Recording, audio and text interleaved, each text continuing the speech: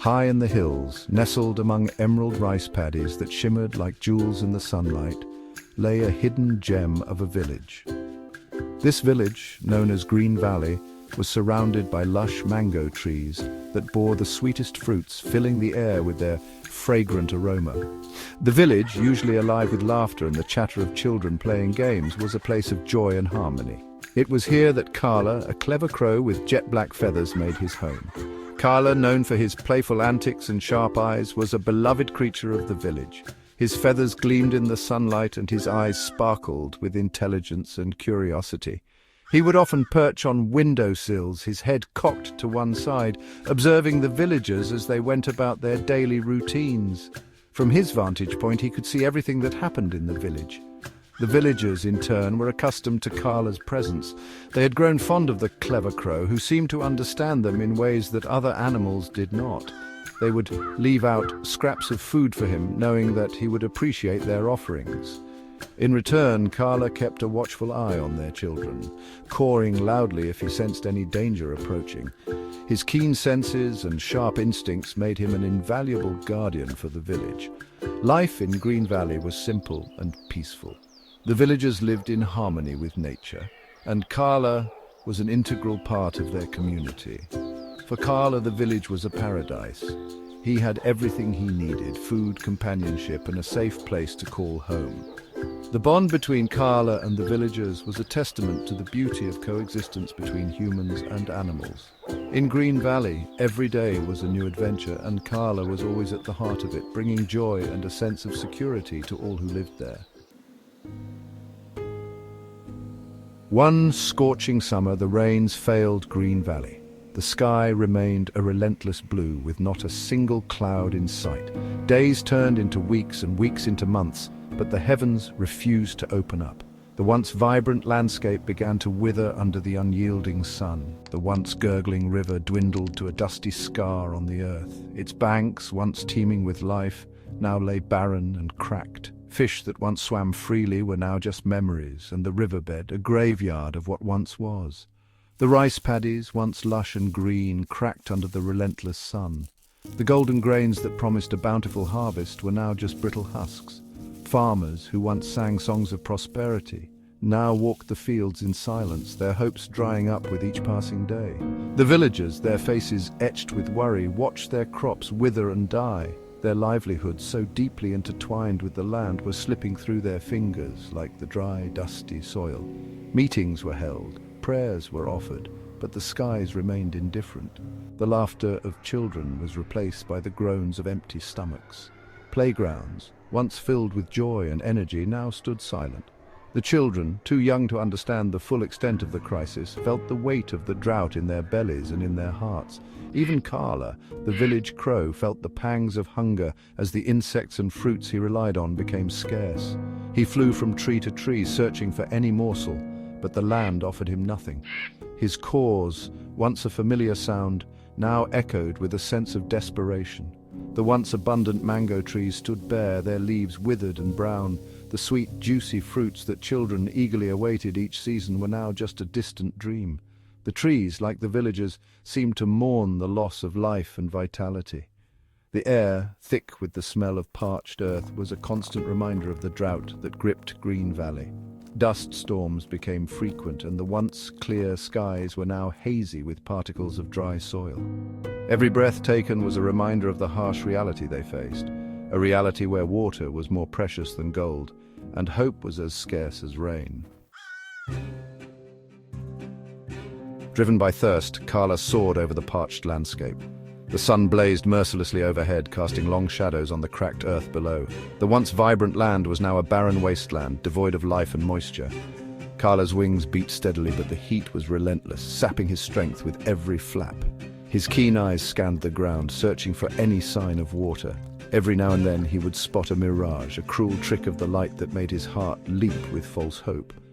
But Kaala was determined. He knew that giving up was not an option. His survival depended on finding water.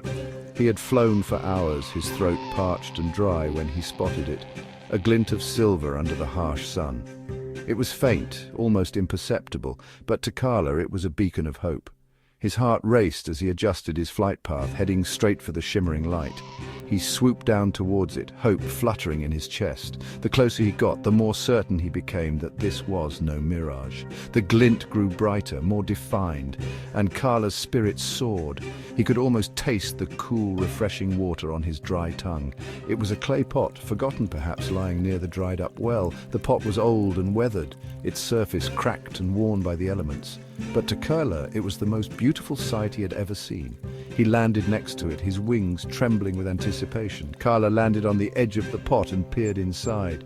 His heart skipped a beat as he saw the small pool of water at the bottom. It was not much, but it was enough to quench his thirst and give him the strength to continue his journey.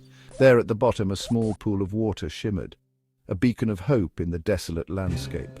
The water was clear and inviting, reflecting the sunlight like a precious gem. Kaala's beak ached with longing as he stared at the liquid salvation just out of reach, but the water lay far below the pot's narrow neck, out of Kaala's reach. He tried to stretch his neck down, but it was no use. The pot was too deep and the water too far.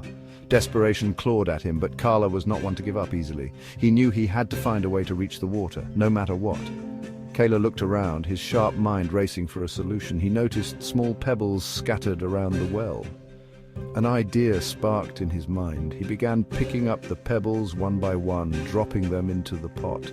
With each pebble, the water level rose slightly. It was a slow and tedious process, but Kaala was determined. He worked tirelessly, his beak moving with precision and purpose. As the water level continued to rise, so did Kaala's hope. He could see the water getting closer inch by inch. Finally, after what felt like an eternity, the water was within reach. Kaala dipped his beak into the cool, refreshing liquid and drank deeply. Relief washed over him as the water soothed his parched throat. He had done it. He had found a way to survive in the harsh desert. With his thirst quenched and his strength restored, Kaala took to the skies once more. The desert was still vast and unforgiving, but Kaala was no longer afraid. He had faced the challenge and emerged victorious. As he soared over the landscape, he knew that no matter what obstacles lay ahead, he would find a way to overcome them. Kaala hopped around the pot, his sharp mind working furiously. He pecked at the hard clay, but it was no use. The water was simply too far down. Just when his hope began to dwindle, his gaze fell on a pile of pebbles lying nearby. An idea sparked in his intelligent eyes. He picked up a pebble in his beak and dropped it into the pot. He heard a soft plop as the pebble hit the water. He did it again and again, each pebble bringing the water level a little higher. Kaala worked tirelessly, his beak and head moving with a determined rhythm. Section 5. The Mischievous Boy. The sound of approaching footsteps made Kaala pause. A young boy, his face grimy with dust, was walking towards the pot. He had a mischievous glint in his eyes and a slingshot in his hand. Kaala watched him, his head cocked, as the boy picked up a stone and aimed it at Kaala. Kaala knew he had to act quickly. He let out a series of loud, urgent calls, hoping to attract attention. The boy hesitated, his aim wavering. Kaala seized the moment and flew towards the village, cawing louder than ever. Section 6. A lesson learned. The villagers, drawn by the commotion, rushed towards the well. They found the boy, slingshot in hand, and Kaala perched on the edge of the pot, dipping his beak into the water. The boy, ashamed, explained how he had tried to scare Kaala away. The villagers, their eyes wide with wonder, watched as Kaala took a long drink. They understood then. Kaala, in his own way, had shown them that even in the direst of situations there was always hope, and sometimes the smallest creatures could teach the biggest lessons. Section 7. A thirst quenched. The villagers, their hearts filled with gratitude and remorse, shooed the boy away and gathered around the pot. They carefully lifted the pot and poured the precious water into a container. They all took turns drinking, quenching their thirst after days of suffering. The water, though limited, was enough to rekindle their hope. They knew they had a long way to go before the drought ended, but Kaala's ingenuity had given them a precious gift, a second chance. Section 8. Gratitude and Change.